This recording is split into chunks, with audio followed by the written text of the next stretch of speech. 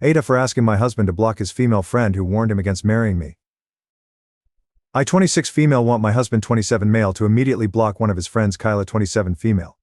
He thinks I am overreacting and wants opinions from some cool-headed people on if I am just acting crazy, or this is something that would cross the line for you. My husband has a group of 8 friends he is close with since his college days. Kyla is one of his friends. When my husband and I started dating, he introduced me to all of them, and everyone was very friendly. I used to hang out with them frequently. I am an introvert, and so is my husband. I would always ask him to spend time alone as being in social settings just saps all my energy away. His friends, and especially Kyla, always made it a point to tell me how he hangs out with them less after he started dating me. Kyla also had a weird energy around me. If I was with my husband, she would be the most friendliest with me. However, as soon as he walked away, she acted like I did not exist. My husband hates to be touched by others, we both are ND. But Kyla would always tease him by trying to hug him, mess his hair, etc. I never felt she was flirting with him, but just teasing him to make him annoyed. Overall, she just feels like a person who has a severe social boundary issue. We got married 2 years ago, and things have been great between us. Last week we had our second marriage anniversary and invited a bunch of people. His friends stayed back after all the guests left and we were all drinking and chatting. One of his friends, Jen, became a bit tipsy and started complimenting me on how beautiful our house is, how I care for my husband, and how he has changed for the better since marriage. Everyone was laughing at my husband at how much of a slob he was when he was single. Jen then pointed at Kyla and said, "You better pay up, cause you had bet that their marriage would not even last for 2 years. Everyone became silent and started changing the topic. I also did not want to spoil the mood and let it go, but it stuck in my head. After everyone left, I asked my husband what Jen was talking about. He also had noticed Jen saying that and was ready with a full explanation. He told me the story of what happened when we got engaged. When he proposed to me, he had not told his friends that he was going to do that. We went on a trip to Puerto Rico, and he surprised me there. We put our engagement pictures on Instagram while we were on the trip, and it was a big surprise to everyone, as we were only dating for 1 year. When he came back and met all his friends, everyone congratulated him. However, Kyla started ranting about how he was a fool to propose so quickly, and she felt that I was not the right girl for him. Seems like she said some unkind things about me, implying I was a gold digger. My husband's family is wealthy, but so is mine. She had said that she bet we would break up within 2 years if we got married. That is why Jen was taunting her about how happy my husband was with me. I was very furious at this point, as I feel this is something he should have told me. I asked him to tell me truthfully if he had ever dated Kyla or had any history with her, as he has always told me that he has never dated anyone from his friend group. He said that he has of course not dated or hooked up with Kyla. However, Kyla had asked him out a few times when they were in college, and he always politely declined. I asked why he said no to her, and he said he just does not have any romantic feelings for her. I can see that because my husband does have a type based on me or the other people he has dated in the past, and Kyla is the opposite of that. I am just mad at her for saying bad things about me, especially after knowing that we were already engaged and betting against my marriage. I told my husband that he needs to minimize contact with Kyla, and she is not invited to parties at our house anymore. He feels I am being too harsh for something she said almost 3 years ago.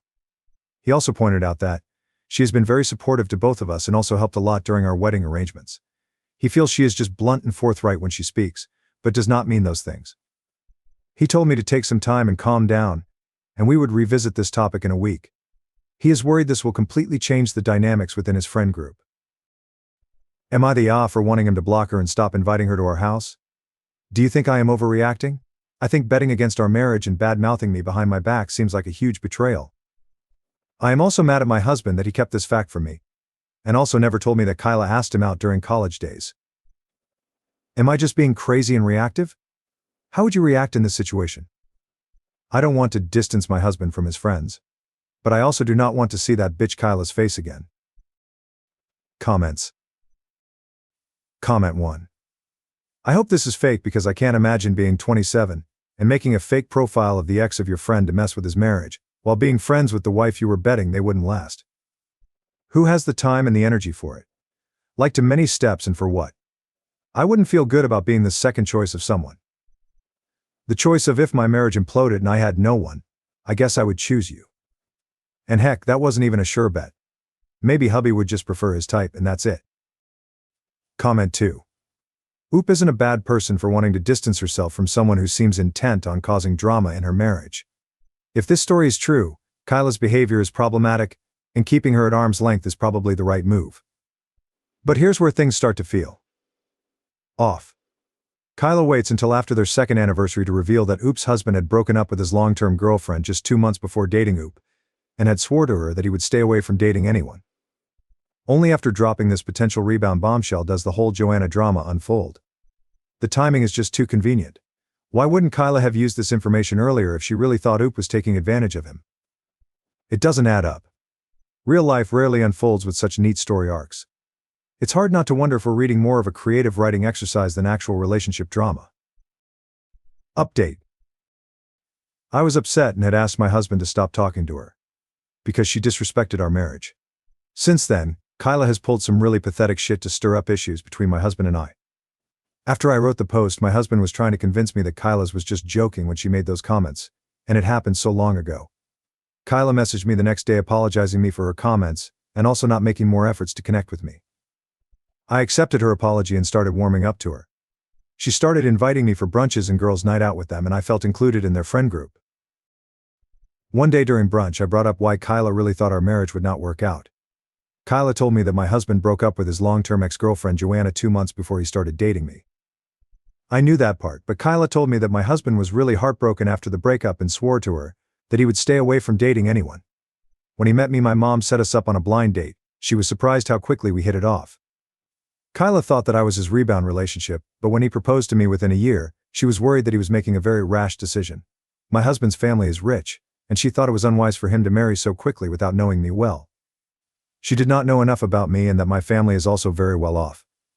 That is why she was concerned that I was taking advantage of his vulnerable state. She apologized to me and said that it was wrong for her to assume that, and over the years, she has seen how happy we are together.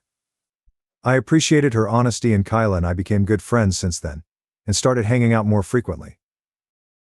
Around 2 months ago, my husband went for a conference to Seattle for 3 nights after he came back. I got a "Hey girly" message on Instagram from Joanna, his ex. She told me that my husband contacted her a few months ago, and they met in Seattle during the conference, and she could give me more proof if I wanted. I went through my husband's Instagram, but he seems to have blocked her. I made a mistake of mentioning it to Kyla, as she is the only person honest to me about Joanna, and she went in detective mode to help me. She was still friends with Joanna on Instagram, as they all went to college together, and opened her profile. The message sent to me was from a different profile, with no followers. We checked her photos, and we saw that she attended the same conference as my husband did in Seattle. Kyla suggested I should ask Joanna for more proof, and also ask my husband about the same before assuming the worst. I asked my husband if he met Joanna, and he said yes. He told me he just met her in the expo hall, and chatted with her for a few minutes. I asked him why he did not mention it to me, and he told me it was just a quick conversation, and he did not think too much of it. He asked me how I knew it, and I told him that Kyla mentioned that she saw her pictures at the conference, and I thought he might have seen her. I messaged Joanna again to share more proof. She told me that they have been chatting for the past 2 months and planned to attend the conference together. She shared a log of their messages, where my husband was actively flirting with her. The screenshots did look legit, but I did not see any of those messages in my husband's Instagram profile. I talked to Kyla about it, as I did not know what to believe. I messaged Joanna to tell us what happened between them, and she told me that he invited her to the room at nights and they hooked up, but she does not have any photos as he insisted they do not take any pictures together. I immediately realized it was fake and messaged Joanna to fuck off. She kept on insisting they were telling the truth, and she spent the nights with my husband in his room on all 3 nights. I told her that my husband and I were playing video game Sea of Thieves for almost 2 to 3 hours each night after his dinner, as that is what we do to catch up when he is away. Unless Joanna was sitting behind him watching us play until he fell asleep, she was full of shit. I also told my husband about the whole incident, and he told me I should have come to him sooner. He told me that he has gone no contact with Joanna ever since they broke up, and he just ran into her at the conference. He told me I could check his phone and everything to verify that he has blocked her everywhere. I told him I do not need to, and Joanna might have run into him, and just decided to fuck his life by making up stuff. When all the friends met that weekend, my husband and I told everyone about how Joanna sent messages to me and faked everything.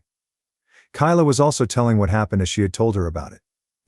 Kyla accidentally let it slip out that it's luckily, we are nerds and played video games at nights before sleeping, else props go to Joanna for making up a convincing story.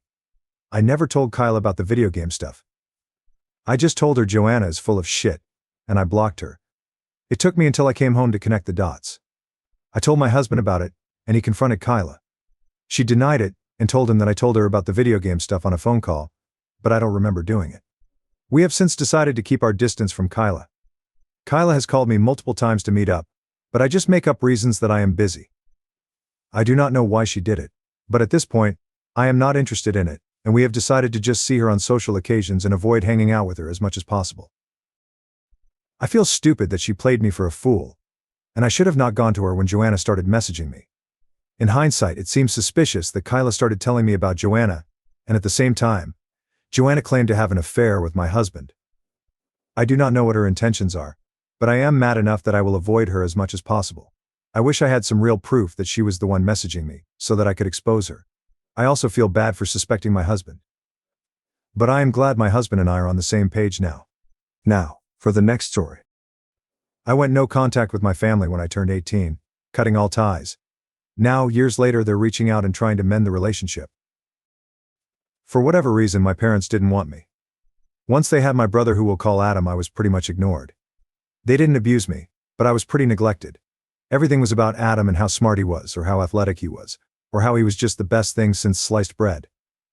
Then there's me, a pretty average kid who got decent grades, didn't play sports, wasn't super popular, and liked to read books. I can't tell you how many times I heard, "Why can't you be more like Adam?" What made me cut off my family was when they didn't attend my high school graduation. Adam had gotten hurt that morning, a sprained ankle. I was eventually told, and our parents rushed him to the ER, because he swore up and down he broke his leg.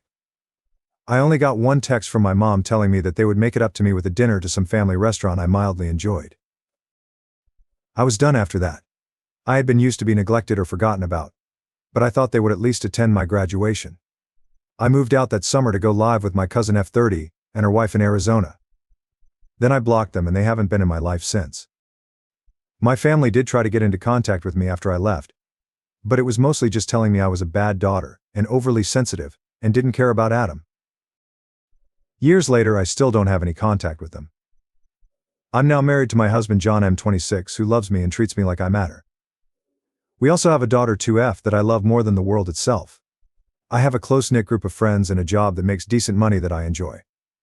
I'm not saying my life is perfect or a dream or anything, but it's definitely leagues better than my childhood. Which brings me to last week, when my cousin called to tell me they had a message from my parents and my brother. This isn't anything new, but the message itself was. Instead of the usual blame game, my cousin told me that they wanted to apologize for everything. With Father's Day coming up, they were hoping I could come down to visit with my family and we could have a discussion. I know most people would scream, "Don't. It's a trap. They want something from you," but I'm not so sure. For one thing, none of them have ever reached out to apologize for anything towards me. But I still have connections to my extended family, so I have info about my parents and Adam from them. None of them are sick or dying and need an organ. They're not in debt and need help with finances. My parents aren't hoping to retire and want to be supported. Adam doesn't need help with student loans, scholarship kids, so it could be genuine. But at the same time, I don't know if I care enough to have a discussion. My life has been great without them, so why do I need them now? I wanted them as a kid, but not anymore. However, John says this could be a genuine olive branch since they never apologize. He might be right. Even if I don't agree to have contact, I might finally get some closure, or at least some answers as to why they didn't want me or why Adam was so much better than me. Should I hear them out, or just tell my cousin to tell them to go step on Legos? I'll take any advice at this point. Comments. Comment 1. I would put it all out there on FB for the whole family and friends to see. Because you just know that the parents aren't telling everyone harassing Oop the truth. How Mom has questionable morals and screwed Uncle Rick.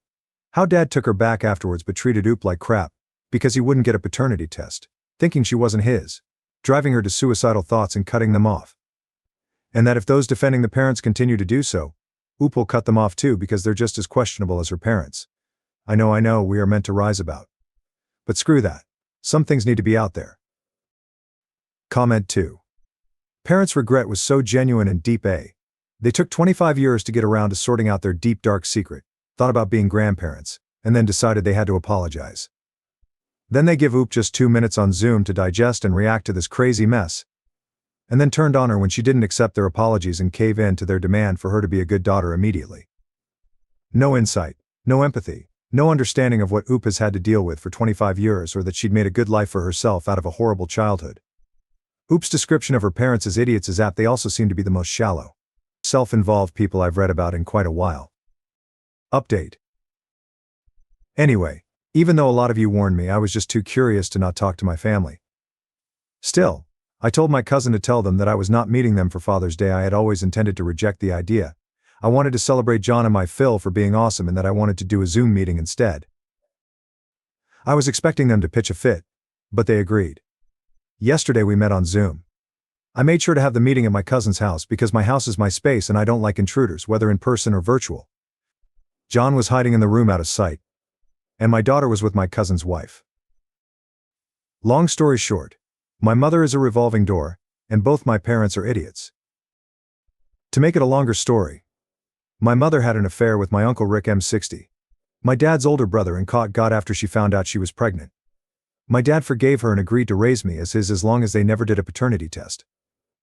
Apparently it was easier to act as my father if he didn't have confirmation that I was his brother's child. Spoiler alert, I am not Rick's kid. Unfortunately for me, I have always been my dad's bio daughter. Rick apparently can't have kids, and my dad only found out on Mother's Day when Rick's wife made a joke about it. So my parents just resented me all this time because they were convinced I was Rick's child, despite not having proof. It didn't help that I was just so mediocre compared to Adam, like how Rick is compared to my dad. What I mean by that is that my dad has a fancy desk job in a titled position, and Rick is just your average truck driver. So clearly that must have meant I couldn't be my father's child. They begged for forgiveness. My mom tried to blame my dad for not taking the test. My dad tried to blame it on my mom for being a truck stop for Rick. But they both wanted me to forgive them because they were sick with regret of how they treated me over a misunderstanding. They swore up and down that, even if they weren't always there for me, they still loved me and were still my parents, and we can be a real family now that the misunderstanding was finally cleared up. Even Adam was pushing hard for it. People asked about our relationship in my last post, but there's not really much to say. He was like a roommate. I was never bullied by him and he didn't really interact with me, though he definitely reveled in our parents' favoritism. Still, they were all very sorry, but I had to understand why my parents acted like they did. Now everyone wants to make it up to me and be part of my life again, and be the best grandparents and uncle they can be to my daughter. I obviously told them no. Anyone with eyes could see they just wanted forgiveness to make themselves feel better. I told them that my life was better without them and I didn't need them anymore. They got mad at that and called me heartless and cruel and a bad daughter for being so unforgiving and for not being more understanding towards them.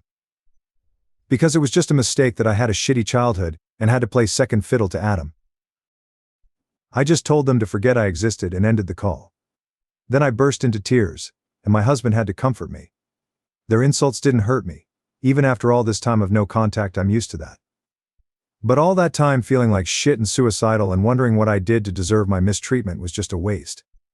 All because my parents were massive douche canoes with chicken nuggets for brains. I'm glad I didn't waste money to go see them. I'm also glad I heard them out for my own closure.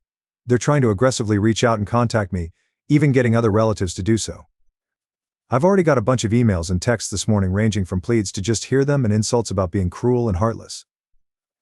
I've been ignoring them, because I've washed my hands of my family, and will continue to remain in no contact. So yeah, thank you for all your advice. It meant a lot.